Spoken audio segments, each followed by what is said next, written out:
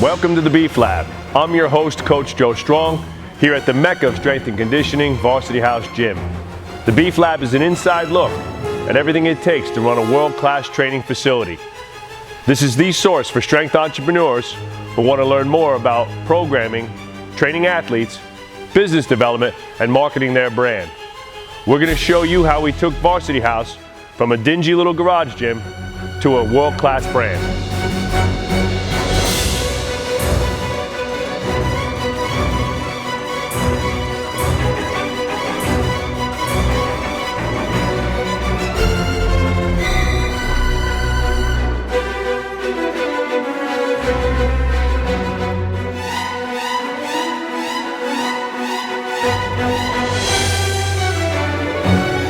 Hey everyone, Coach Joe Strong here from Varsity House Gym. Welcome to our third episode of the Beef Lab. Today's episode we're going to be talking about in-season training. Right now it's fall here in New Jersey, and the bulk of our athletes are fall athletes, mostly football players, female and male soccer players, volleyball players and such. So today we're going to talk about some of the considerations, training program modifications, and mistakes that a lot of people make with their in-season training program, and just kind of lay out a quick and simple way to look at in-season training as a part of the yearly plan and one of the areas of training throughout the year that a lot of people either overlook or just kind of doing it wrong in a sense. So the first thing I want to start off with is just, my top 5 mistakes. Some of the things that I see all the time that people are doing wrong with their in-season training program.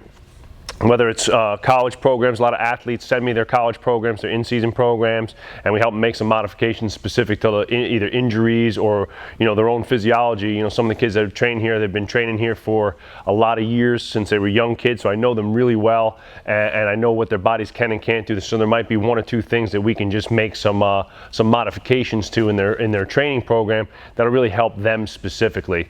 I also try to make it as sports specific as possible, and position specific depending on the sport.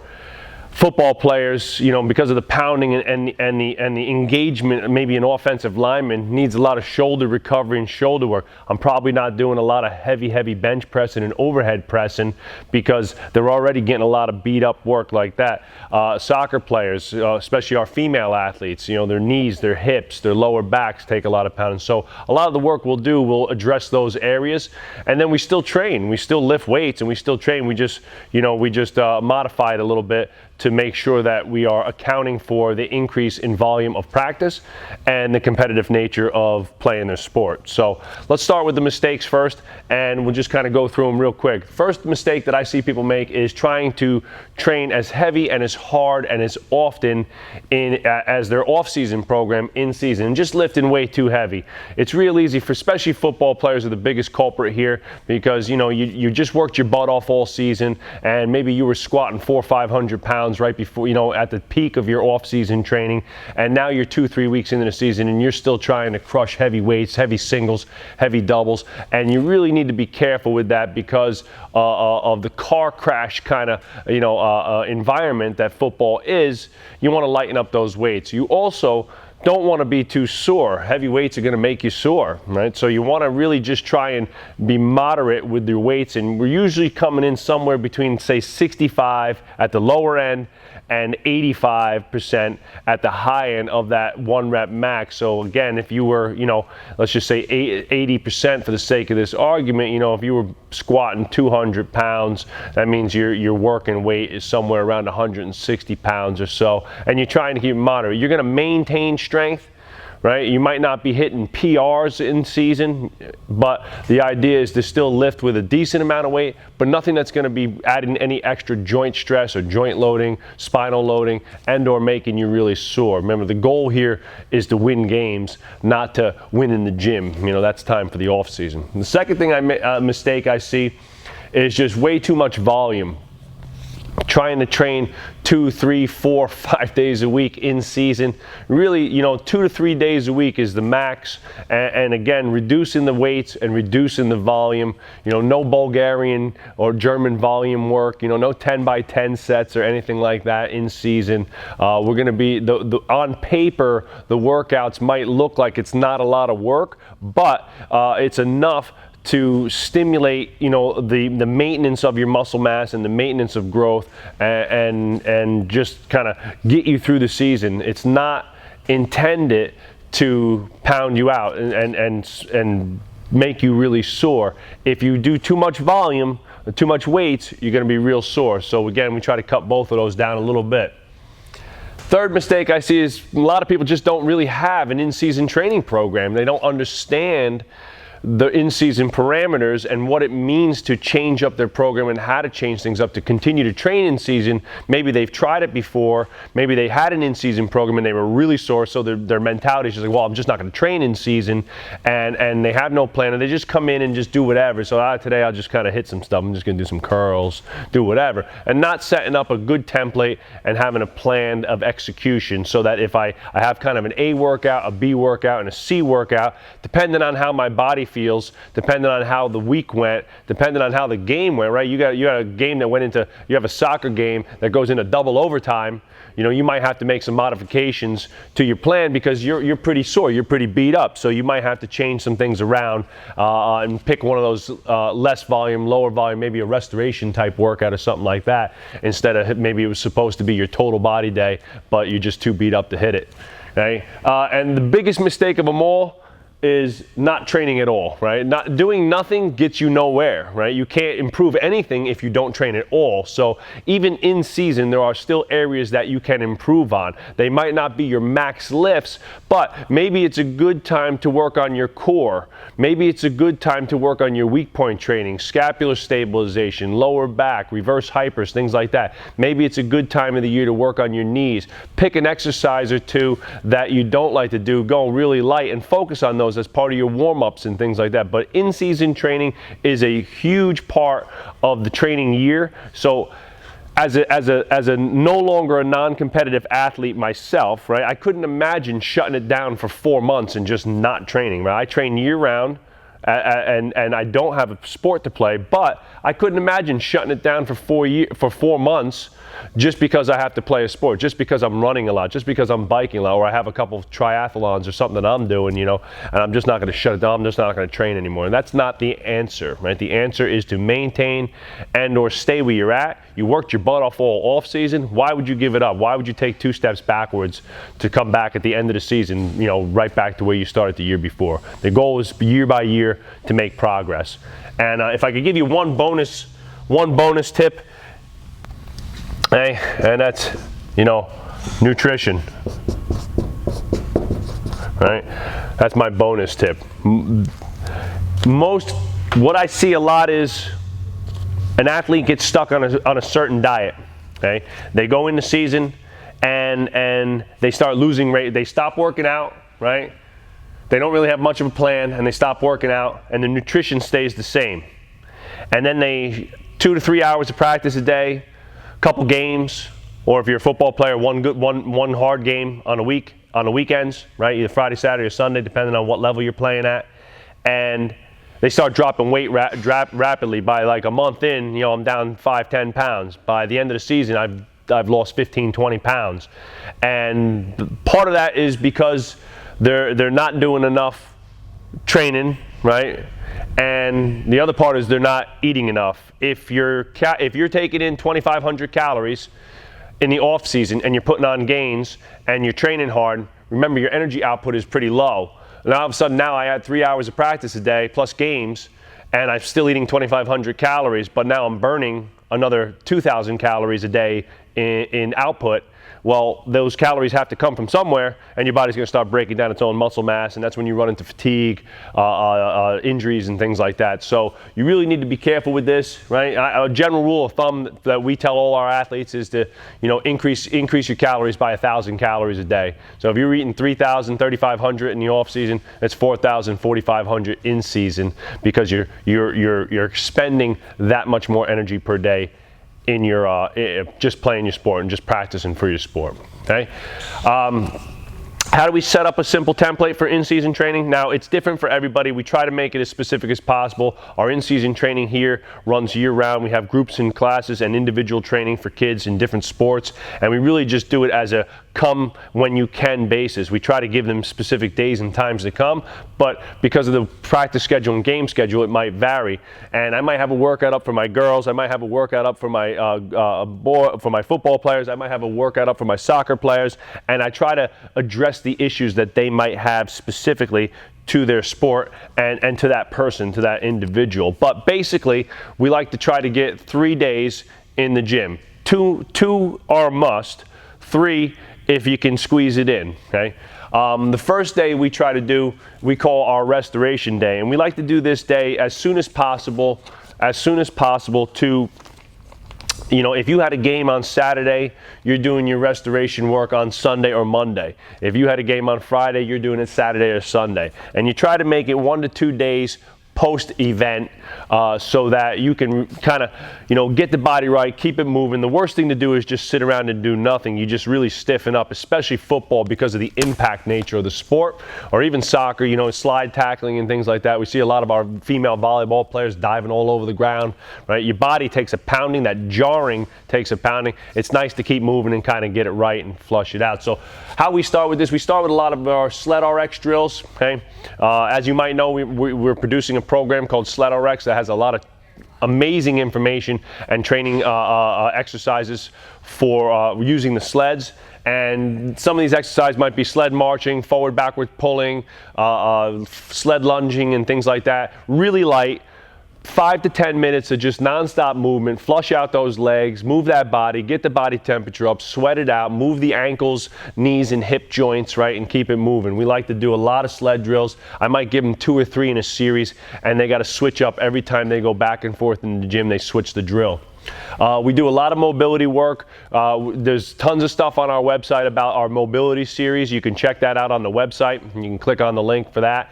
And that's, you know, basic dynamic mobility, squats, kicks, lunges, Spider-Mans, bird dogs, you name it. There's a million different names and exercises for that. But we'll spend about 10 or 15 minutes doing mobility work, either stationary or moving, depending on the athlete and what they like to do.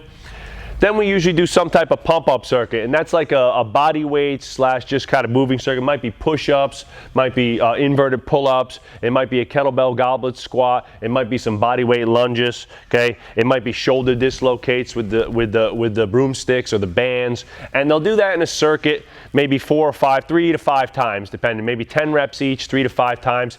You know, not going super fast, not going for time. There's not a CrossFit type of thing where it's like, hey, do this as fast as you can. It's just, you know, I do my 10 push-ups, I take a minute, I do my 10 rows, I take a second or so, I do my 10 squats, and I just keep moving. I'm trying to sweat and move, sweat and move, sweat and move, okay?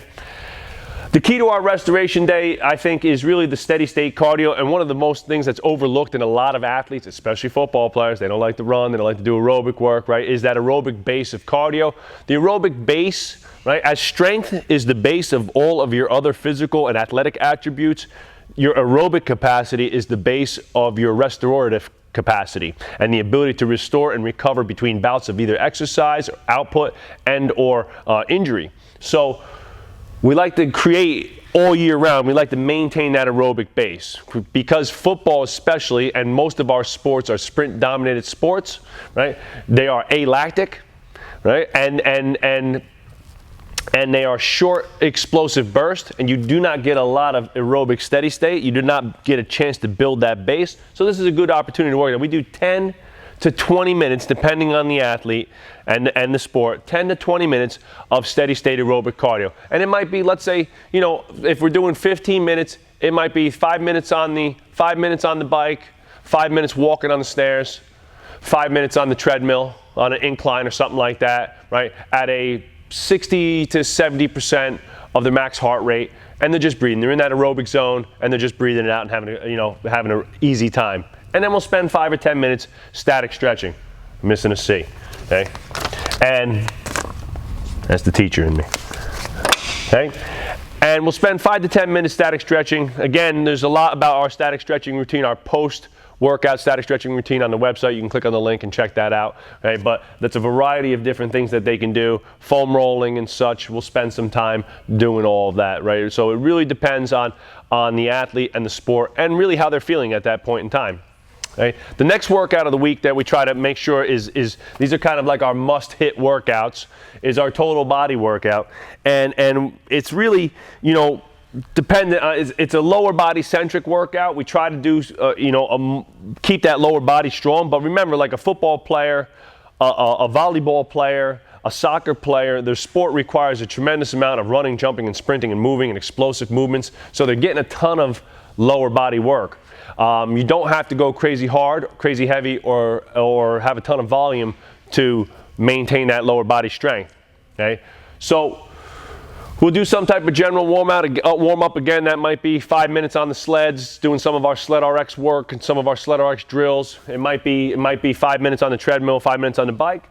Our specific warm up. The specific warm up is the opportunity to work on some of the areas that athlete or that group of athletes need to work on. Again, football players, offensive and defensive linemen, shoulder stabilization, band pull aparts, shoulder dislocates, right? Scapular push-ups, things like that, hand walks, and a variety of drills, right? Our female athletes, a lot of TKEs and hip work and lower back work and things like that, a lot of core work in our specific warm-up.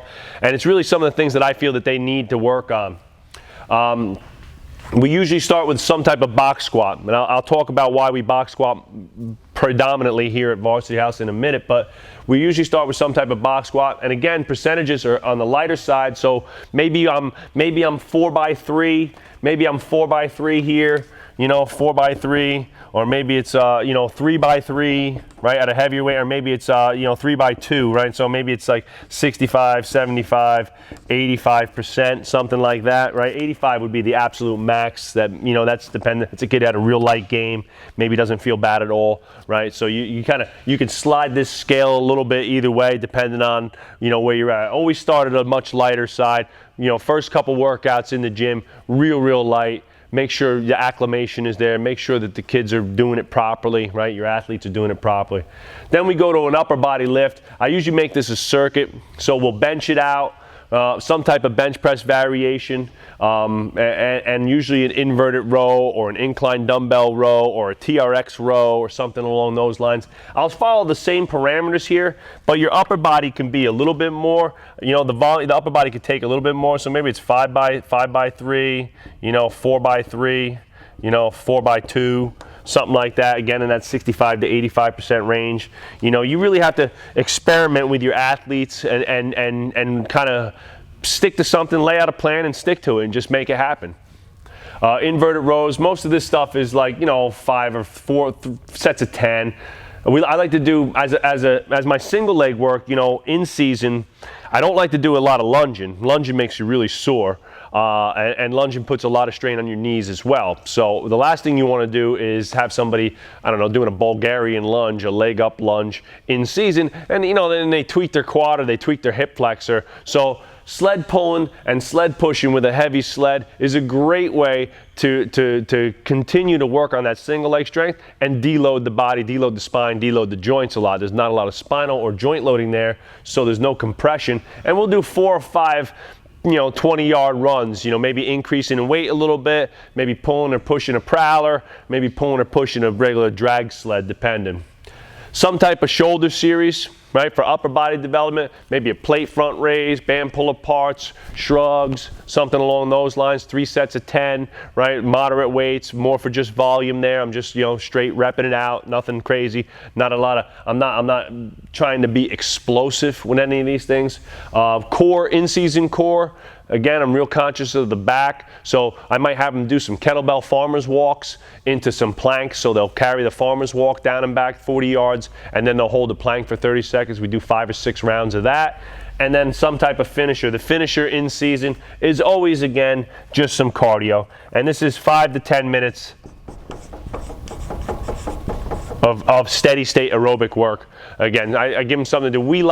I love doing weighted vest work in season. So, throw a 10-pound, 20-pound, 30-pound vest on and walk back and forth in the gym for 10 minutes, walk up the stairs if you're feeling it, if your legs are okay and you're not too beat up. You could do some 5 minutes of stair walking with a 20-pound vest. You get a great sweat, you get your heart rate up, right? And believe it or not, from wearing the vest, you get a tremendous amount of core development out of that.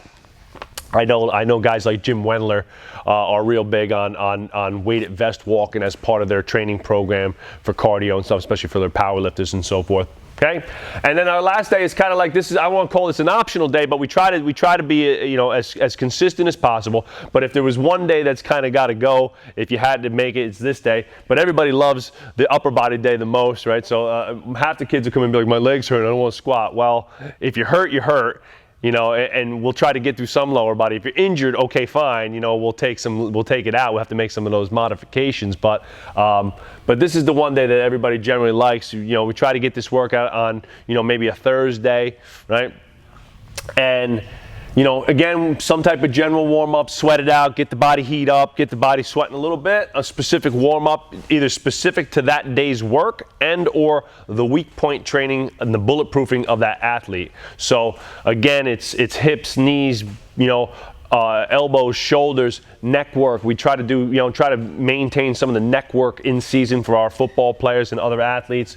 Here this is more like a bodybuilding style of training workout. I'm just trying to get a good pump. I'm just trying to feel good, right? I'm just trying to get a little extra work in. And it's really, you got to remember that training and being an athlete is really more of a mental state, right? If I feel good about what I did and I put the work in and I trained hard all off season and I'm putting the work in season, I have that mental edge, like I'm outworking people, right? There's a lot of athletes who use that to their advantage. And I think that's a big part of athletics. I think that's a big part of sports is making sure that your athletes leave the facility feeling really good about what they did, about making sure that they know that they worked hard and that they're improving even in the in-season. Hey, you know, maybe we're not putting 400 pounds on your back, but we're still making progress. So give them something in the gym in season that they can see some progress with. You know, maybe it's 5-minute sessions on the air bike, right? Maybe it's core work, right? Hey, we're doing some new core stabilization stuff, and this is definitely, you know, improving your ability. Right? So it's, you know, an incline dumbbell row, incline dumbbell press, you know, 3 or 4 sets of 10 to 15 reps, nice and light. I love band pull downs in season, right? Get to pump up the lats a little bit and get some blood flow in there. It could be a plate front raise, band pull apart, shrug, shoulder horns. You know, you could do the shoulder cleans. You could do YTWs here. You could do a lot of different things. We got to get some posterior chain in. I think on the leg day it's a little too much sometimes. So on my upper body day, I'll try to get a couple sets, 3 or 4 sets of 45-degree hypers. Maybe, you know, again, maybe 10 to 15 reps with just the body weight. And the best part of the whole day is the gun show, right? Every athlete loves pumping up the guns, girls and guys. You know, when they come in, you know, we like to finish with a little bit of give them 5 minutes, 10 minutes of, hey, pick two arm exercises and crush them for 5 minutes.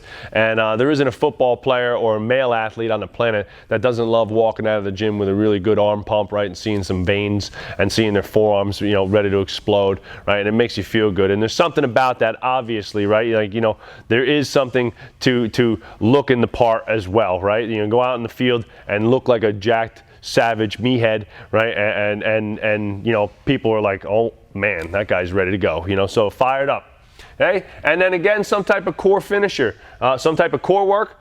I like flexion and posterior chain work. I love doing reverse hypers here. I love doing some regular, you know, maybe some light-weighted sit-ups with a 10 or 15-pound med ball, maybe some side bends. I love carrying sandbags because you also get a cardio effect out of that too, some grip and things.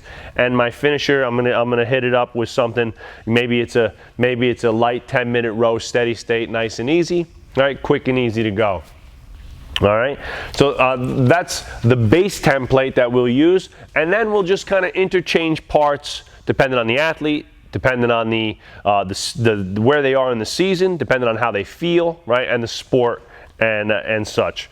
Okay, so a lot of people have been writing into me, you know, what are some of the best exercises? What are some of the things that we like to do in season? And what are some really good tips for people in terms of, you know, being able to continue to train hard and offload a lot of the really just comes down to joint loading and fatigue, right? Most athletes in season, the joints are a little bit beat up, the muscles are a little bit beat up, and they're fatigued, right? They're training every day. They got games on the weekends, and their body's taking a pounding. So my number one thing is when all lower body work should either be non-weighted at all, meaning you're pushing a heavy sled or pulling a heavy sled, or I'm doing box squats with a safety bar.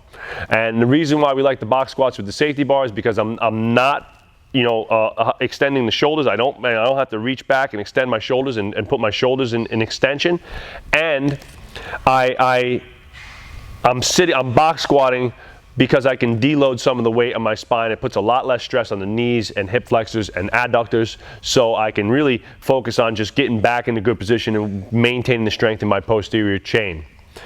The only other alternative there, maybe if you have somebody who just does not want to squat in season, their neck hurts, their back hurts or something like that, or they got some issues, but they want to move a little bit of weight, maybe a hex deadlift, nice and easy, nice and light. Again, the weight is centered up. I don't recommend a barbell. The barbell's out in front, puts a lot more strain on your lower back.